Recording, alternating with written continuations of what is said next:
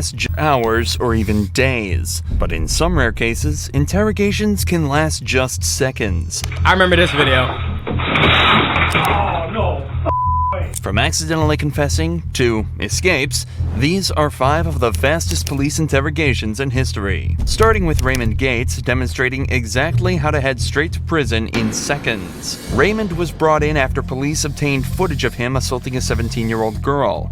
Police had to prove that the girl never gave consent, which was difficult given that only some of the attack was caught on camera. But became a lot easier when Raymond almost instantly made a huge slip-up in the interrogation that put him dead to rights. Dumbass. This girl came back to my house. She's telling me she wants to lose her virginity, man. That she's ready to do it and everything. And then right a couple seconds before, and she's like, I don't know and stuff like that. She's telling me yes, everything's cool. She's cool with making out. But when she screamed, "Stop!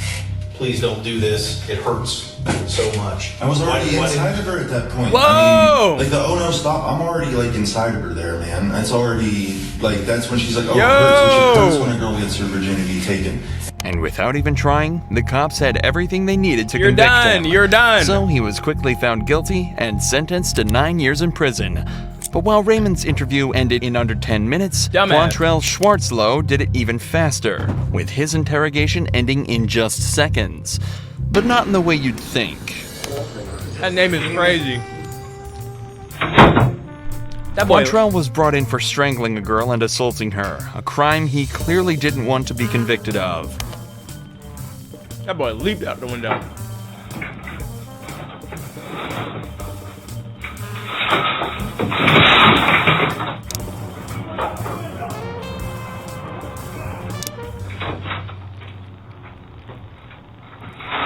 Oh, no.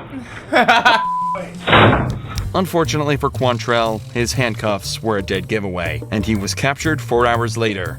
While it's unknown exactly what happens to Quantrell after, this clip will forever put him in the Interrogation Hall of Fame. However, Ricky Hawthorne took a much more straightforward approach to ending his interrogation, managing to confess in record time.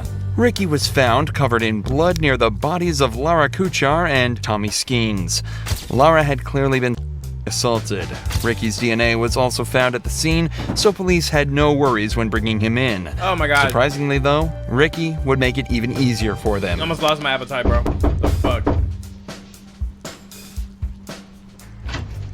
Hey, come on in. Hey, listen. Yeah, I did. How was it? I did. You know what? Let's do this. I did it, but I think somebody came behind me and finished it. Okay. Yeah, I did it. So much for staying silent. However, Ricky is alleging that he wasn't actually the murderer. He just attacked the couple and assaulted Laura. Right, it was someone else that finished the job. Your sperm is all over the girl. Like, shut the hell up. Even though the evidence was And this man talking about like, come on in, like this is a house. stacked Like this is an apartment or something. against him, he still would have had a better chance of getting away with it if he just stayed silent. There's 3 more people. I don't know.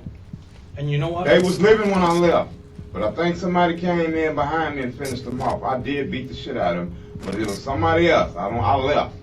Despite his claims, it was determined that the couple died of the injuries inflicted by Ricky, and he was later found guilty of first and second-degree murder, as well as battery in the assault on Laura. But Jared Murray takes the cake for the most insane interrogation in history. Jared had shot his friend in the head during a car ride to Walmart for no other reason than to know what it felt like to kill someone. Jared attempted to flee by hitchhiking. Bro, that's one of them like, that's one of them intrusive thoughts things that you just, that why? Hiking to Canada, but was picked up by an officer after perfectly matching the perp's description. The officer took him into custody where a quick but truly chilling interview took place. Dumbass. Okay, and what do you remember telling me? In summation that I'm guilty, yes. Of what? Of murder. Okay, and who did you murder? Gennaro. Okay, and then how did you murder him? With a gun. I shot him in the head twice. Okay. 3 shots were fired, 1 missed. Jared isn't hanging around here, and apparently had already confessed before he even made it to the station. But what's interesting about this interrogation isn't the speed at which he confessed, it's exactly why, as well as his general demeanor throughout the interview. Okay. Jared, give me your full name.